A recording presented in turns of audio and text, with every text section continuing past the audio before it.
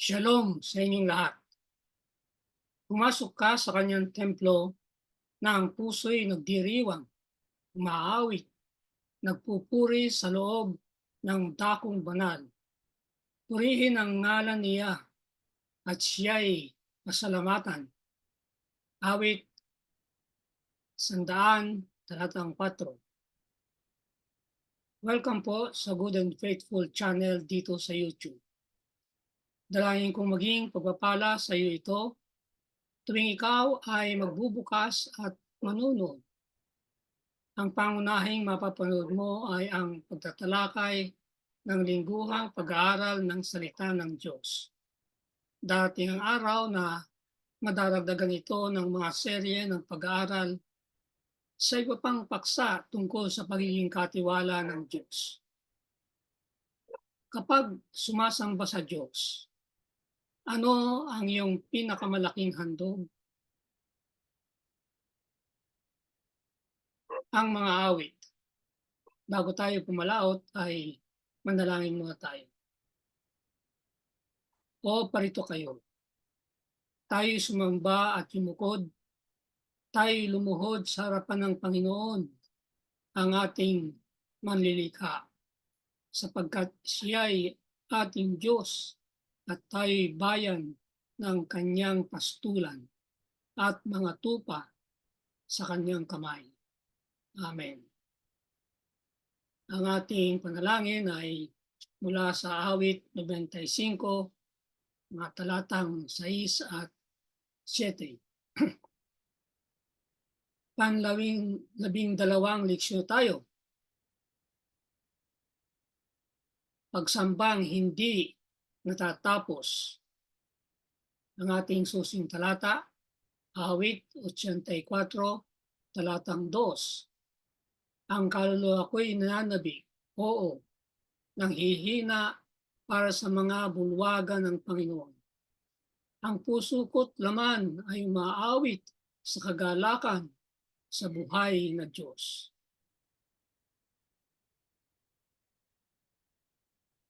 Ang papurihan ang Panginoon sa kongregasyon ay nahiwatigan bilang isang ulirang pagsamba. Ang pagsamba ng individual sa Diyos ay nagbibigay sa pangkomunidad na pagsamba ng nagpanibagong papuri, samantalang sa parehong paraan ang individual na pagsamba ay isinusulong ang lubusang potensyal nito sa malapit na relasyon sa komunidad. Ang sumasambang komunidad ay tinatawag ding ang kapulungan ng matwid. Kilala ng matwid ang Diyos at kilala sila ng Diyos.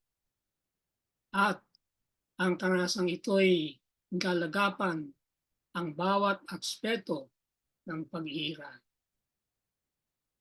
Muli ay 3 paghahati ng leksyon. Una, mga gawa tungo sa Diyos. Ikalawa, mga gawa tungo sa tao. At ang ikatlo, sa tabernakulo ng Panginoon. Sa una ay titingnan natin ang itaas ang iyong mga kamay at umawit ng isang bagong awit. Sa ikalawa naman ay may isang paksa, umawit ng isang bagong awit. At sa ikatlo, 2 ring paksa, isang buhay ng kabanalan at katanggap-tanggap na handog.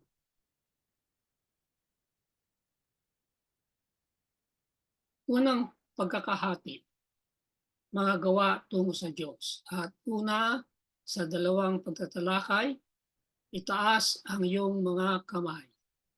Awit 134, talatang 1 hanggang 3. Halikayo, purihin ninyo ang Panginoon, kayong lahat ng lingkod ng Panginoon na nakatayo sa gabi sa bahay ng Panginoon. Itaas ninyo ang inyong mga kamay sa dakong banal at ang Panginoon ay papurihan. Pagpalaing kanawa ng Panginoon mula sa Siyon, siyang gumawa ng langit at lupa. Pagpalain ng Panginoon, pinagpala niya. Ang awit 134 ay inaalala ang makaparing pagpapala ni Aaron sa bilang 6:24 hanggang 26 at itinatampok ang pagpapala bilang ang pinagbabatayang prinsipyo at kinalabasan ng relasyon sa pagitan ng Diyos at Israel. Pagpapalain ng bayan ng Diyos sa santuaryo at pagpapalain ng Diyos ang kanyang bayan mula sa Siyon. Ang pagpapala ay aabot sa lahat ng buhay dahil ang Panginoon ay ang manlalalang ng lahat ng lupa. Nagpapatuloy ang mga nakaraang tema na ang kaligtasan ay para sa lahat ng tao, hindi lamang limitado sa iilan, hindi lamang para sa Israel. Ang pagbanggit ng Siyon bilang ang lugar ng makadiyos na natatanging pagpapala ay tumutukoy sa bigkis ng tipan ng Panginoon sa kanyang bayan. Ito kung gayon, sa loob ng tipan ng biyaya na ginagamit ng Israel ang pribilehyo upang pagpalain ang Panginoon at sila'y kanyang pinagpapala. Papuri at pasalamat. Ang mga awit ay madalas na naglalarawan sa mga sumasamba bilang mga lingkod ng Panginoon na nakatayo sa gabi sa bahay ng Panginoon. Malamang na tumutukoy sa gabing pagbabantay ng mga Levita. Nakita yan sa 1 Kronika Kapitulo 9 o sa mga papuri na inihahandog sa Diyos ng mga Levita araw at gabi, talatang 33. Dahil ang mga Israelita ay sinasamba ang di nakikitang Diyos na hindi maaaring katawanin ng anumang forma ng larawan. Ang santuaryo ang nagsisilbing isang ligtas na kapaligiran para sa makasalanang bayan upang lapitan ang kanilang banal na hari. Itong pagtatagpo ay pinasimula ng Diyos mismo at isinasaayos ng kanyang mga batas at kautusan. Lumapit kayo sa kanya na isang batong buhay, bagaman itinakwil ng mga tao, gayon may pinili at mahalaga sa paningin ng Diyos. At tulad ng mga batong buhay, hayaan ninyong kayo ay maitayo bilang espiritual na bahay tungo sa banal na pagkapari upang mag-alay ng mga espiritual na handog na kasiyasiya sa Diyos sa pamagitan ni Jesucristo. 1 Pedro 2:4 at 5. Ang bayan ng Diyos ngayon ay isang banal na pagkapari, naghahandog ng papuri at salamat sa kanilang Panginoong Jesucristo para sa lahat ng mabubuting bagay na nagawa niya para sa kanila. Pangalawang pagtatalakay, umawit ng isang bagong awit. Mga awit 40, talatang 3. Nilagyan niya ng bagong awit ang aking bibig. Isang awit ng papuri sa ating Diyos. Marami ang makakakita at matatakot at magtitiwala sa Panginoon. Dahilan, mga motibo, tema. Ang dahilan para sa bagong awit ay ang sariwang pagkilala sa kamahalikaan at soberanya sa ibabaw ng sanlibutan at pasasalamat para sa kanyang pag-aalaga at pagpapalaya bilang ang manlalalang at hukon ng lupa. Pagpapalaya mula sa mga kaaway at mula sa kamatayan at natatanging pabor ng Diyos tungo sa Israel ay ilan sa higit na personal na motibo upang awitin ang isang bagong awit. So yun ang yung kabutihan ng Diyos na ginawa sa Israel ang motibo upang awitin nila ang bagong awit. Samantalang ibang maawit ay pumupuri rin sa Panginoon para sa kanyang mapagmahal na kabaitan at mga kababalaghan. Ang bagong awit ay isang natatanging awit, naghahayag ng muling pag-alab ng kagalakan at nangangakong magpanibagong debosyon sa Diyos. Ang bagong karanasan ng makadiyos na pagpapalaya ay nagpasigla sa bayan upang kilalanin ang Panginoon bilang kanilang manlalalang at hari. Ang karaniwang paksa sa mga awit na nagsasabi ng isang bagong awit ay pagtitiwala sa Diyos, papuri sa kanyang kamanghamanghang magawa at pagpapalaya mula sa paghihirap, bukod sa iba pang mga bagay. So, yung awit ay nagsasabi ng pagtitiwala sa Diyos, papuri sa kanyang magawa, at pagpapalaya mula sa paghihirap. Yun ang paksa. Natatanging katayuan ng Israel. Inilarawan ng Israel bilang isang bayang malapit sa kanya. Yun ang Diyos. Nagpapahiwatig na sa lahat ng sangnilikha, ang Israel ay may pinaka-natatanging katayuan at sa gayon ay pinaka-obligado at may pribilehyo upang papurihan ang Diyos.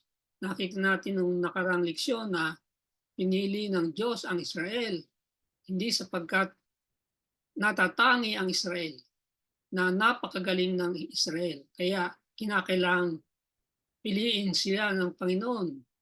Hindi. Pinili sila ng Panginoon sapagkat yon ang kanyang desisyon. Hindi base sa anumang katayuan ng Israel. Sapagkat pinili ang Israel ng Diyos, yon ang naging dahilan kung bakit sila ay katangi-tangi ang katayuan. Yung kilos ng Diyos ang nagbigay sa kanila ng pagiging natatangi.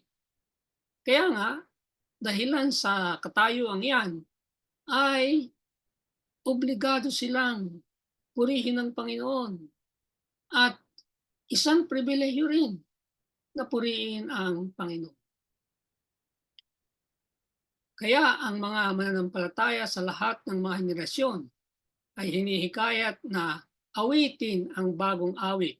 So, hindi lang ang henerasyon kausap ng Diyos sa leksyong ito, kundi sa lahat ng mga henerasyon na susunod sa kanila. At hindi lang henerasyon ng mga Israelita, makikita natin na sasabihin na lalagpas pa sa mga Israelita, kundi sa lahat ng bansa sa buong daigdig.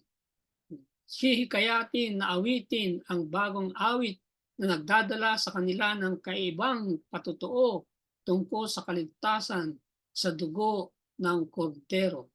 Sila ay napaka-natatanging katayuan, meron din silang kakaibang patotoo. At yan ay ang kaligtasan sa dugo ng kordero. Naglalarawan ng isang preskong awit, naghahayag ng pag-asa isang bagong paghahayag. Maaaring ilarawan ang isang preskong awit na wala pang nakakarinig dati. Yun ang isang katangian na bago ito. Hindi pa narinig ng sino man. Isang awit na ginugunita ang isang malinaw na karanasan ng biyaya ng Diyos sa iyong buhay. Kaya pirming presko yan. Maaring maghayag ng pag-asa. Ipinakita sa pag-asam ng kakaiba at wala pang nakaranas ng kamarlikaan ng Diyos sa hinaharap. Napansin nyo na sinaharap, unprecedented experience, wala pang nakakaranas. Kaya yung darating yan, ipararanas na yan ay bago. At sapagkat yan ay hinaharap, darating pa lang, pag dumating, bago. Ang tunay na pagsamba ay lumalagpas sa mga hain at handog at sumasalamin sa isang buhay na relasyon sa Diyos na laging bago at masigla. Yun, laging bago. Sa isang kahulugan, simpleng masasabi na ang bagong awit ay isang bagong pagpapahayag. Kahit bawat araw, kahit na araw-araw ginagawa yan, pirming bagong awit kasi bagong pagpapahayag ng ating pag-ibig at pasalamat sa nagawa para sa atin ng Diyos. Kaya laging bago. Ikalawang pagkakahati, magawa tungo sa tao. Awit 96, 1-3. O umawit sa Panginoon ng bagong awit. Umawit sa Panginoon ang buong lupa. Umawit kayo sa Panginoon. Purihin ninyo ang pangalan niya. Ipahayag ninyo ang kanyang pagliligtas sa araw-araw. Ipahayag ninyo sa mga bansa ang kanyang kalwalhatian, ang kagilagilas niyang magawa sa lahat ng mga bayan. Dito ay makikita natin na ang nangyari sa Israel, na kaligtasan, ay dadalhin nila sa ibang mga bansa. Declare His glory among the nation. Magpahayag ng kanyang kalwalhatian. Sari-saring mga pahayag ng pagsamba. Kabilang sa pagsamba ang pag-awit sa Panginoon. Pinupupurihan ang kanyang pangalan. Ipinoproklama ang kanyang kabutihan at kadakilaan. At nagdadala ng mga regalo sa kanyang templo. Mapansin ninyo na ito yung mga sari-saring pahayag ng pagsamba. Hindi lang iisa ang ginagawa sa pagsamba. Marami ito. Ang sinasabi rito ay kasama ang awitan, ang mga papuri sa kanyang pangalan, ang pagpapahayag ng kanyang kabutihan at kadakilaan, at mapansin niyo susunod, nagdadala ng mga regalo, kaloob sa kanyang templo, yung mga ikaputhandog. Kaya nga, ang paghahandog at pag-iikapo ay laging bahagi ng pagsamba. At sa aking mga seminar ay aking ididiin na sa ating pagdalo sa iglesia ay dapat na may dala-dala tayong handog. Bilang karagdagan dito sa pamilyar na mga katangian ng pagsamba, ang awit 96 ay nagtatampok ng hindi halatang aspeto ng pagsamba, ang ebanghelistikong aspeto sa pagproklama ng kaharian ng Panginoon sa ibang tao. Okay. So, nakita natin kanina ang mga sari-saring pahayag ng pagsamba. At nakikita natin yon na talagang bahagi ng pagsamba. Pero sinasabi dito, merong isang aspeto na hindi litaw, pero bahagi ng pagsamba. Ano yun? Yung evangelical dimension in proclaiming the Lord's kingdom to other people. Ang pagdadala ng ebanghelyo sa mga tao. Dapat yan ay bahagi ng pagsamba.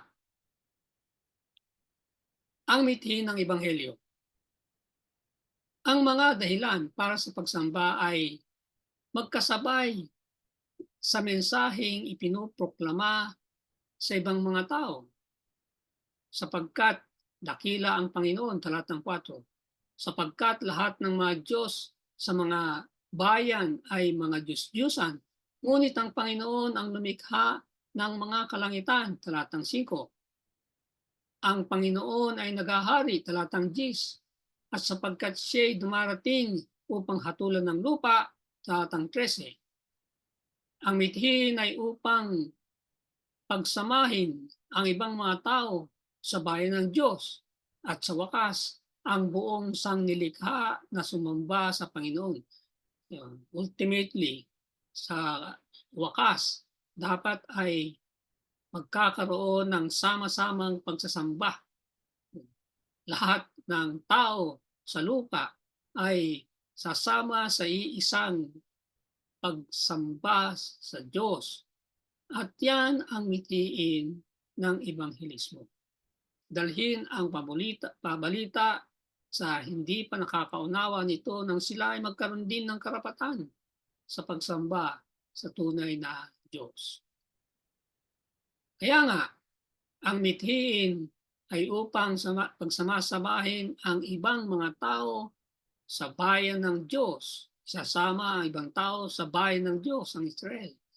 At sa wakas, ang buong sangnilikha ay kasama sa pagsamba. Ang pagsamba, ang panloob na pagkilala sa Panginoon, malalalang, hari at hukom. Sangkot ang pag-alaala sa nakaraang mga gawa ng Diyos. Yun yung paglalang. Tapos na yun. Ipinagdiriwang ang kasalukuyang mga kababalaghan. Anong mga kababalaghan? Yung kanyang ibinibigay na pagsustina, yung kanyang paghahari. At umaasa sa kanyang mga gawa sa hinaharap. Ano yung gagawin pa niya? Yun ang wakas na panahong paghukom at isang bagong buhay sa isang bagong langit at lupa. Paparating pa lang yun. Ang paghukom naman, pagsasauli ng makadiyos na kaayusan ng kapayapaan, katarungan at kagalingan sa isang daigdig na nabibigatan ngayon ng kawalang katarungan at pagdurusa. Kaya naman, ang buong lupa ay nagagalak sa pag-asa ng mga hatol ng Diyos, sabi sa awit 26. Ang katotohanan na ang Panginoon ay isang matuwid na hukom ay dapat na karagdagang magpapasigla sa atin upang sambahin siya sa kabanalan at manginig pa nga. At dapat na babalaan sila sa laban sa mamaliit sa pagsamba. Hindi dapat maliitin ang pagsamba. Mga awit 26, talatang 9.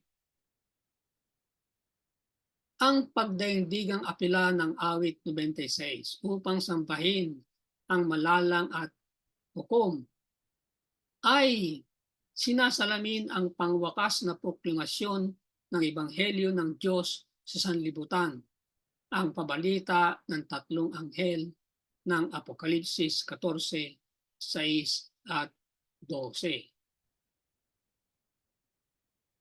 Pangatlong pagkakahati. Sa tabernakulo ng Panginoon. Una, sa dalawang pagtatalakay, isang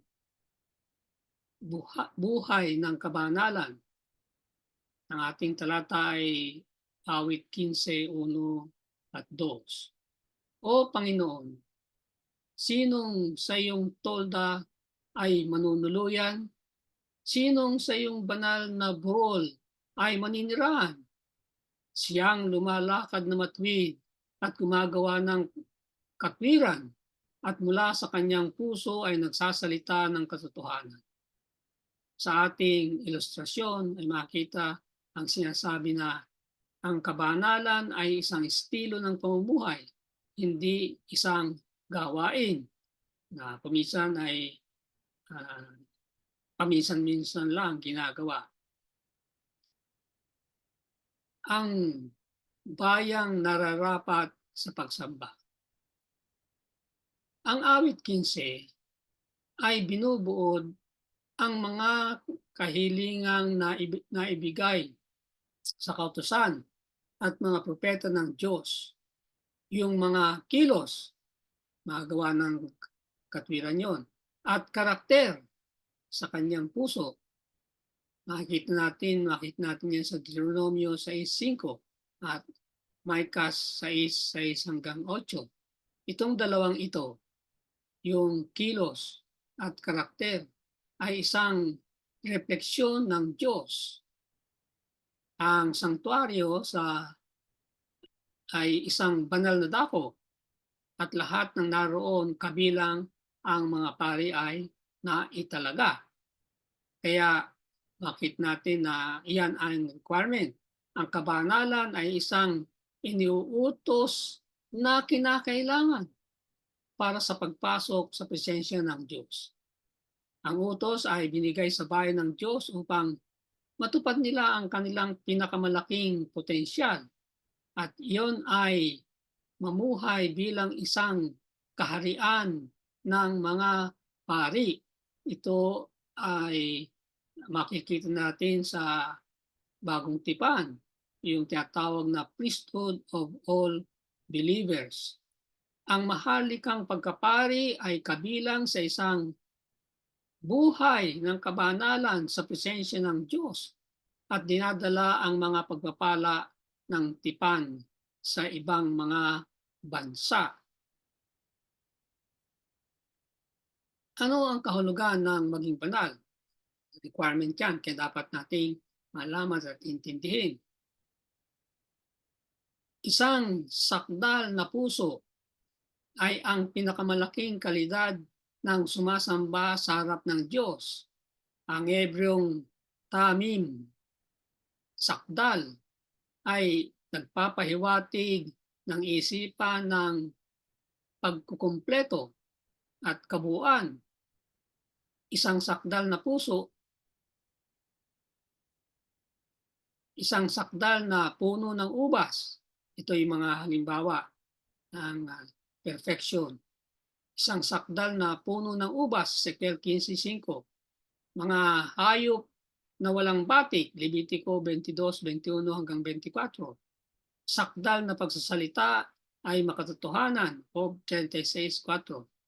Kaya nga, ang sakdal na puso kung gayon ay isang dalisay na puso o isang puso ng integridad. Na yan ang pagpapalawak ng isipan ng pagiging banal na kinakailangan sa pagharap sa Diyos.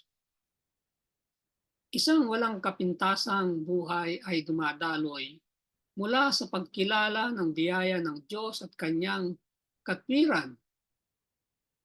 Ang makadiyos na biyaya ay nagpapasigla at nagbibigay kapangyarihan sa bayan ng Diyos upang mamuhay sa takot sa Panginoon, na nangangahulugang upang makapamuhay ng walang hadlang na pagsasama-sama sa Diyos at sa pagpapasakop ng kanyang salita. Yung pinag-uusapan nating banal, pagiging banal na requirement sa pagharap ng Panginoon ay hindi natin kayang gawin yan.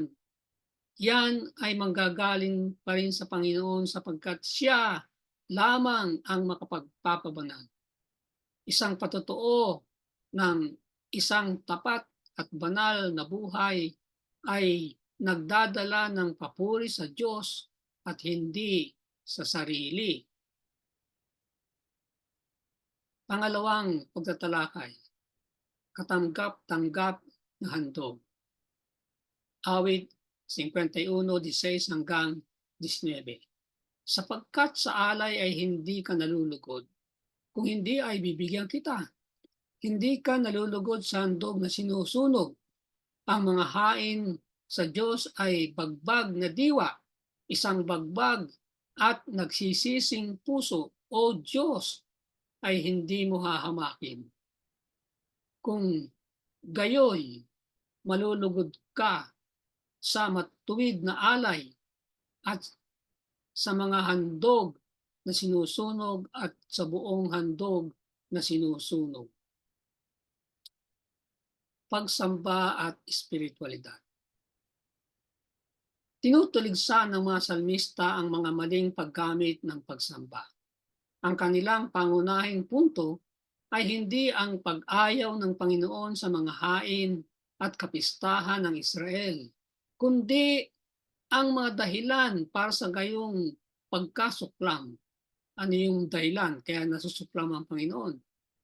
Ang pagkamatay na ang nakakamatay na pagitan ng pagsamba at espiritualidad. Yon ang problema.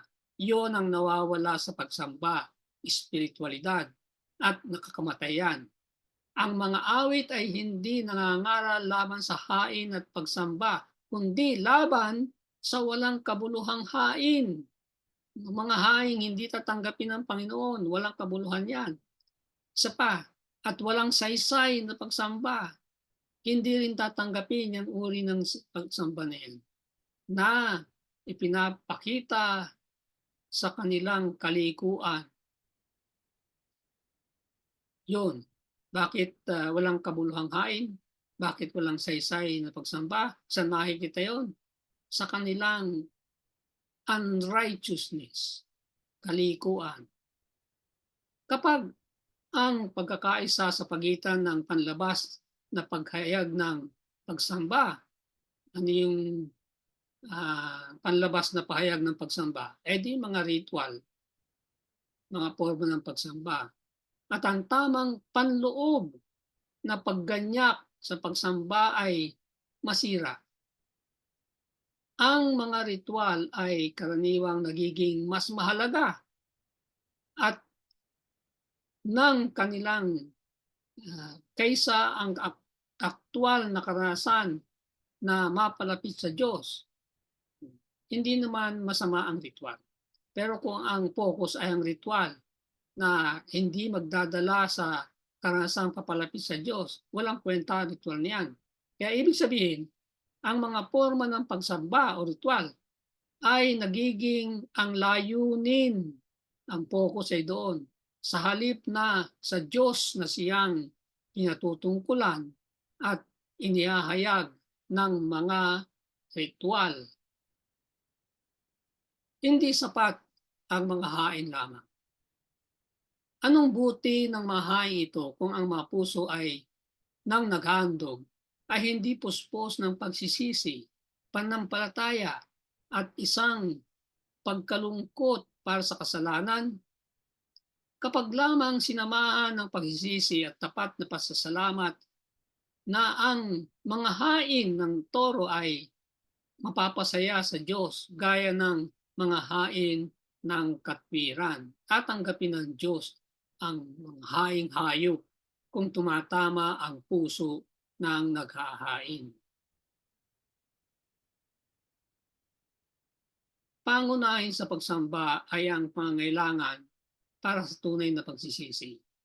Ang pagsisisi, ayon sa Prophets and Kings, ay kabilang ang kalungkutan para sa kasalanan at isang pagtalikod mula rito. Hindi natin tatalikuran ang kasalanan malibang makita natin ang kasamaan ito. Hanggat tatalikuran natin ito sa puso, walang magiging tunay na pagbabago sa buhay. Ang pagtalikod sa kasalanan ay kapasimula sa puso. Isang desisyon yan ng isip at puso. Nangako siya na kapag sila'y sama-samang dumating upang hanapin siya, upang kilalanin ang kanilang mga kasalanan at upang manalangin para sa isa't isa. Sasalubungin niya sila sa pamamagitan ng kanyang Espiritu. Kaya napakahalaga ng issue ng pagsamba. Ang pagsamba na tunay ay walang katapusan dito sa lupa sapagkat ang pagsambang tunay ay ipagpapatuloy sa buhay na walang hanggan sa buong walang katapusang mundo. Dalahin ko para sa iyo.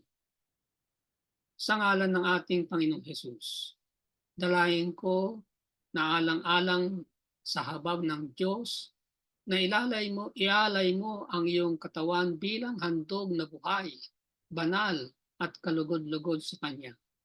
Ito ang iyong karapat-dapat na pagsamba. Amen. Sumayin niyo ang Good and Faithful channel dito sa YouTube. Ako'y patuloy nagpapasalamat sa mga taong tumutulong upang mangyari ito at makarating ito sa kaalaman ng marami pa. Pagpalain nawa sila ng Diyos. Malaki ang iyong magiging bahagi sa ministeryong ito kung ikaw ay magsusubscribe kung hindi pa. At kung naging pagpapala ito sa iyo, ay mag-share at mag-like. At i-click na rin ang notification bell upang kaagad ay malalaman mo kapag may bagong video. Ang PowerPoint presentation ay may download mo rin mula sa aking Facebook account. Maraming salamat. Makita tayo sa susunod na linggo.